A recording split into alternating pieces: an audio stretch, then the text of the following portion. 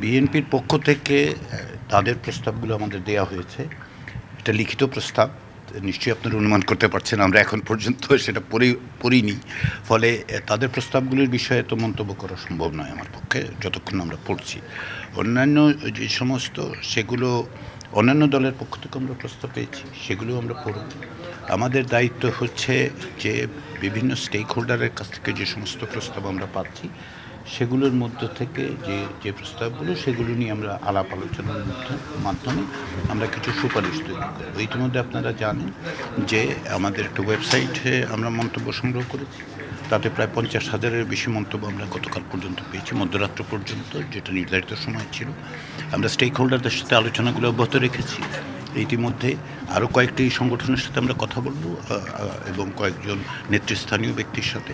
এর বাইরে যেটা আমরা আগামী সপ্তাহে থেকে অবশ্যই শুরু করব সেটা হচ্ছে একটা জরিপ, সারা বাংলাদেশে একটা জরিপ তৈরি করব, যাতে করে সমস্ত ধরনের মানুষের মতগুলো আমরা পাই।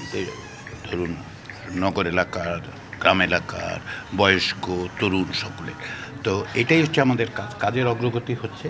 আমরা আশাবাদী আমাদের কমিশনের সকলে অন্তত আন্তরিকতার সাথে কাজ করছেন এবং আমরা সকল রকম সহযোগিতা পাচ্ছি। আমরা অত্যন্ত আনন্দিত যে সকলে সহযোগিতা করছেন, সিভিল সোসাইটি থেকে পাচ্ছি, রাজনৈতিক দলগুলোর পক্ষ থেকে পাচ্ছি। তো আমরা আশা করছি যে আমরা নির্ধারিত সময়ের মধ্যে আমাদের সুপারিশগুলো দিতে পারব। আমাদের যে যে যে দায়িত্ব দেওয়া হয়েছে সংবিধান সংস্কার কমিশনের হাতে, যে দায়িত্ব দেওয়া হচ্ছে সেটা হচ্ছে আমাদের কিছু সুপারিশ করার কথা। তো আমরা প্রস্তাবগুলোর মধ্য দিয়ে আমাদের একটা নির্ধারিত সময় দেওয়া হয়েছে 90 দিন। আমি যেটা বলি যে যেহেতু 6ই অক্টোবর এই কমিশনের যাত্রা শুরু হয়েছে, আমরা 5ই জানুয়ারি পর্যন্ত সময় পাবো এরকম আশা করছি, যদিও বলা হচ্ছে 30শে ডিসেম্বর পর্যন্ত। তো আমরা সেই প্রস্তাবগুলো দেব। তারপরে নির্বাচনের প্রক্রিয়াগুলো এক হচ্ছে যে নির্বাচন সংস্কার সংক্রান্ত একটা কমিশন আছে, তারা বলবে। আর এটার নির্বাচনের সিদ্ধান্তটা আসলে নেবে অন্তর্বর্তী সরকার।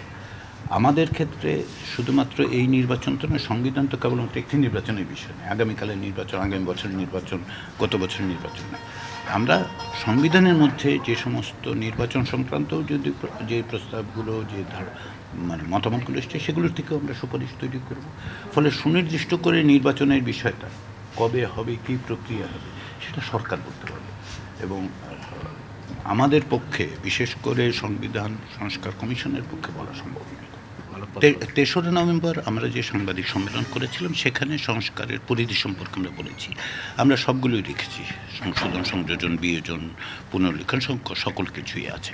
আমরা তো এখন স্টেক হোল্ডারদের সাথে কথা বললাম, তাদের লিখিত বক্তব্য আছে। সব লিখিত বক্তব্য কি আমরা পড়ে শেষ করতে পেরেছি? আমরা এখনও পারিনি, সঙ্গত কারণে, বুঝতেই পারেন আপনারা।